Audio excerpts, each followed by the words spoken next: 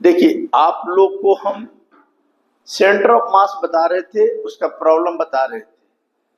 देखिए कॉन्सेप्ट तो दे दिए थे सेंटर ऑफ मास में। आज हम फिर एससी वर्मा का प्रॉब्लम बता रहे हैं।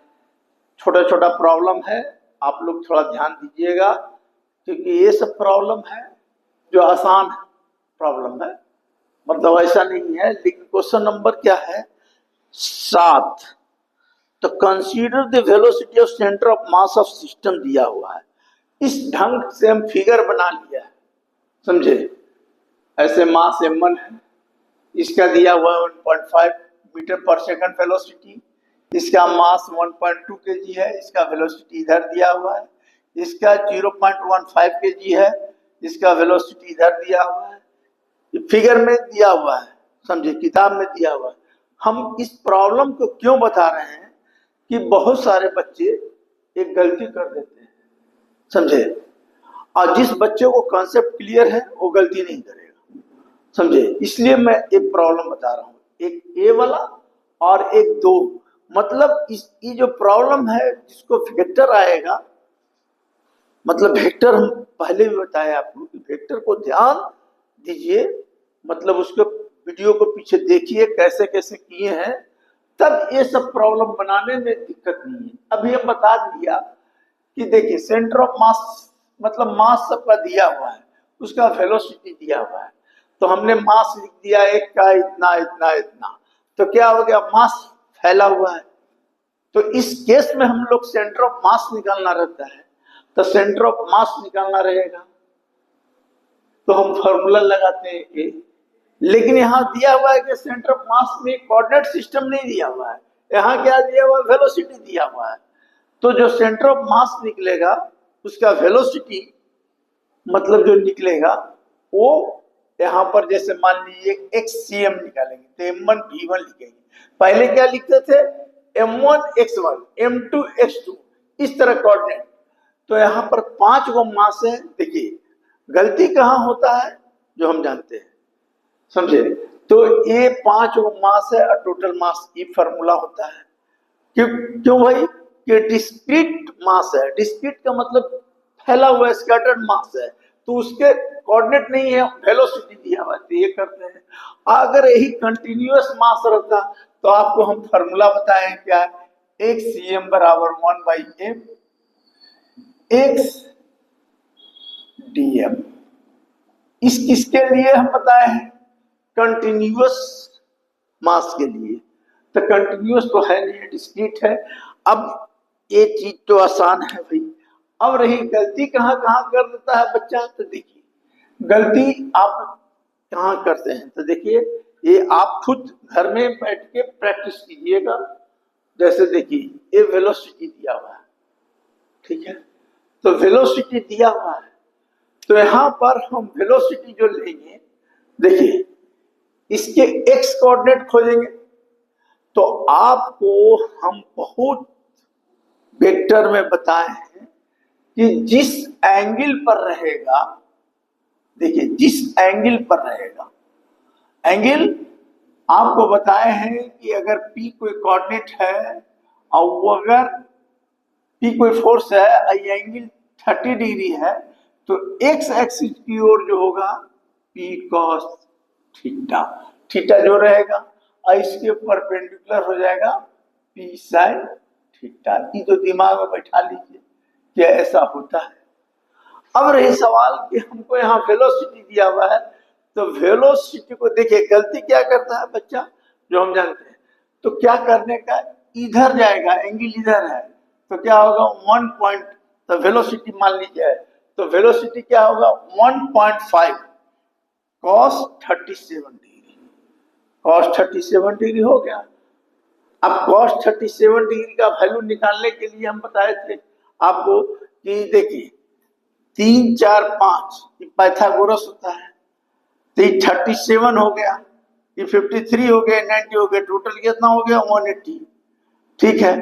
तो अब 37 sin 30 निकालना है, तो ये क्या हो जाएगा 3/5 यानी 0.6 आ गया। 53 निकालना रहेगा तो इसी तरह निकाल देंगे। तो देखिए ये आ गया -1.5 cos 37, इधर आ जाएगा तो क्या होगा cos 37, तो cos 37 आ गया। और ठीक इसके परपेंडिकुलर कहाँ चला जाएगा, नीचे इसमें, तो क्या हो जाएगा -1.sin37। तो ई आपका निकल गया, देखिए ई निकल गया m1 ठीक है, और मास m1 इंटू v1। तो m1 कितना है, तो m1 1.0 है, तो ई क्या कर दोगे, इसका वैल्यू निकाल दोगे और 1.0 से मल्टीप्लाई कर दोगे। इस केस में भी 1.0 से मल्टीप्लाई हो जाएगा। तो आपका क्या मिल गया हमको, m1 v1 मिल जाएगा। अब m2 v2 कौन है भाई, तो m ए है और v2 ई है। तो देखो इसको भी रिजॉल्व कर दो भाई। तो देखिए अब इसमें क्या होगा, गलती क्या बच्चा कर देता है कि आपको दिखना चाहिए कि वेलोसिटी है किस क्वाड्रेंट में है भाई, तो वेलोसिटी आपका इस क्वाड्रेंट में है। तो इस क्वाड्रेंट में क्या होता है, दोनों निगेटिव होता है, इसलिए इसका वैल्यू दोनों निगेटिव किया। समझिए, इसका वैल्यू दोनों निगेटिव करेंगे और निगेटिव करके मास से पहला वाला में मल्टीप्लाई करेंगे तो ये हो जाएगा। इस केस में भी उसी ढंग से कर दीजिए आप इस ढंग। तो इसका मास क्या है भाई, m2 कितना है, तो m2 आपको दिया हुआ है m2, देखिए m2 मान लो e है, अगर मान लीजिए ये है तो m2 आपका हो गया 1.2 आई, तो m2 1.2 हो गया। तो इसको भी अब देखो यहाँ है पॉइंट, यहाँ से लगा तो किस कोऑर्डिनेट में आएगा, तो आप कर सकते हैं। इसमें क्या करेंगे भाई, तो इसमें करेंगे कितना, मास वेलोसिटी कितना है, तो 0.4, तो 0.4 cos सीधा है तो कितना हो जाएगा 90, ठीक है 90 हो गया। तो ये क्या हो गया भाई, इसमें जाएगा तो क्या होगा पॉजिटिव। दूसरा क्या हो जाएगा 0.4 sin 90, ये हो गया, ठीक है। तो ई तुम्हारा क्या हो गया, देखिए इसको रिजॉल्व करेंगे तो एक शॉर्ट, इसमें कितना मल्टीप्लाई करेंगे, तो इसमें मल्टीप्लाई करेंगे 1.2 kg, तो ई वाला मिल जाएगा। और अभी पाई वाला तो लिखे नहीं, तो इसी तरह पाई वाला भी कर देंगे। पाई वाला के लिए क्या होगा, m1 v1 plus m2 v2 plus m3 v3 dot dot m5 v5 और divided by m1 plus m2 plus m3 plus m5, ऐसे कर देंगे। जब ये वाला लेंगे तो इसमें बैठाएंगे। अब चले आइए इसमें, तो इसमें क्या करेंगे भाई, देखिए इसको रिजॉल्व करेंगे तो इधर आया और इसके परपेंडिकुलर आएगा, तो बाई कोऑर्डिनेट वाला इधर आएगा, तो बाई कोऑर्डिनेट वाला क्या होगा, तो 1.0 sin 37 डिग्री। अब बोलिए इस क्वाड्रेंट में आया, तो इस क्वाड्रेंट में क्या होता है, एक्स वाला निगेटिव और वाई वाला पॉजिटिव, यानी जो वाई वाला में बैठेगा तीसरा, इसमें ये पॉजिटिव में बैठेगा, लेकिन एक्स वाला में क्या होगा -1.0 cos 37। और हम बता दिया है कि ये, तो इस सब लिख के क्या करने का, एक सब का निकालने का, सब आसान है।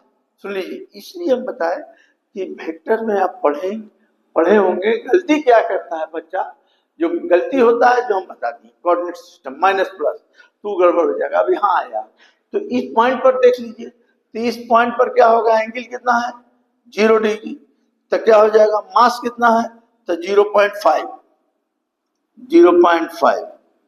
cos 0 डिग्री, ये आ गया, समझिए।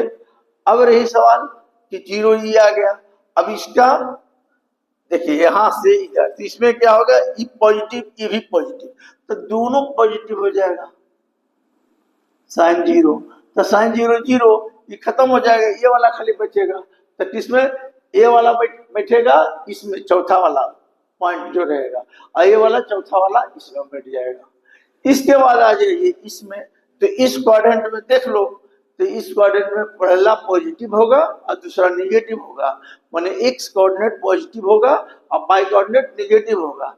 तो ये बैठा दीजिए, तो आपका सबका कैलकुलेशन करके इसमें बैठा दीजिएगा और m1 m2 जोड़ लीजिएगा, इसको इसको इसको इसको, जहां जहां मास है, ई है, ये है, ये है, ये है, ये है, ये है, सबको जोड़ कर डिवाइड दीजिएगा, वो आंसर आ जाएगा। समझ गए? तो ये प्रॉब्लम मतलब इसलिए हम आपको बताएं कि एक कॉन्सेप्ट है।